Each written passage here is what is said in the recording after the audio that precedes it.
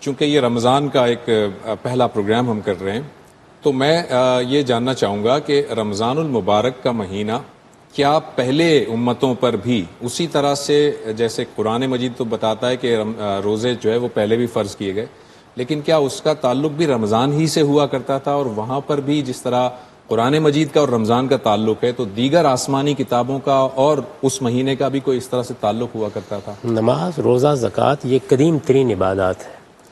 یعنی اللہ تعالیٰ نے جب اپنے دین کی ابتدا کی ہے تو اپنے ساتھ تعلق کے لیے جو عبادات لازم کی ہیں ان میں نماز بھی تھی، ان میں روزہ بھی تھا، ان میں زکوٰۃ بھی تھی، اور بھی بعض جو عبادات ہمارے ہاں ہیں یہ ہمیشہ سے ایسے ہی چلی آ رہی ہیں. قرآن مجید نے ہم کو یہ بتایا ہے کہ وہ کوئی نیا دین لے کر نہیں آیا، اور نہ رسالت میں آپ صلی اللہ علیہ وسلم پہلی مرتبہ رسول کی حیثیت سے انسانیت سے مخاطب ہوئے ہیں.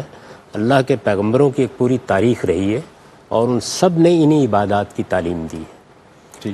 عرب کے لوگ حضرت ابراہیم کی اولاد تھے، وہ بھی روزے سے واقف تھے، نماز سے واقف تھے، حج سے واقف تھے، اس کے مناسک سے واقف تھے.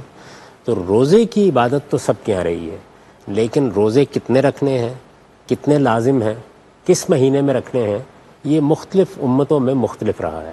اچھا، رمضان کا مہینہ ہمارے لیے خاص کیا گیا، اور اس کی وجہ قرآن نے یہ بتائی ہے کہ اس مہینے میں قرآن نازل ہوا. تو قرآن مجید کی جو دعوت ہے اس کی چونکہ بڑی مناسبت ہے اس کے ساتھ، تو اسی مہینے کو روزوں کے لیے پھر خاص کر دیا گیا.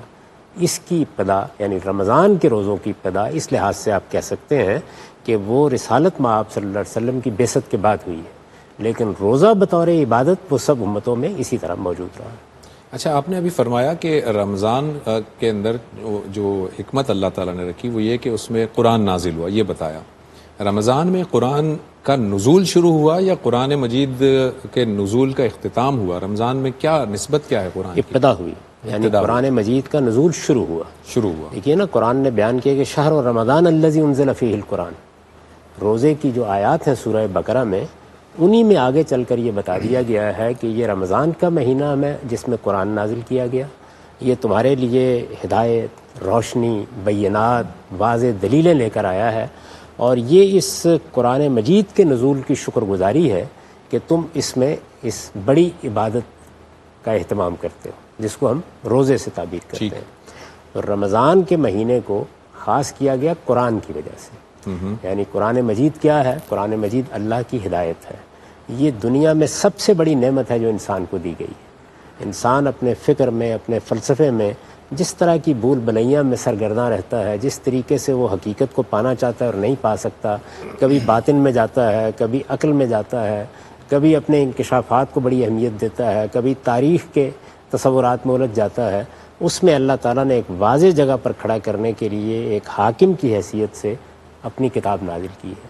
تو یہ بہت بڑی نعمت ہے جو اللہ تعالیٰ کی ملی ہے. اس نعمت کا شکریہ ادا کر رہا ہے. چنانچہ فرمایا لِتُكَبِّرُوا اللَّهَ عَلَىٰ مَا هَدَاكُمْ، یعنی اللہ تعالیٰ نے یہ جو تمہیں ہدایت دی ہے تاکہ اس پر تم اس کی شکر گزاری کے لیے اس کی تکبیر کرو. تو یہ چیز ہے کہ جس کے لیے روزے ہمارے اوپر فرض کیے گئے.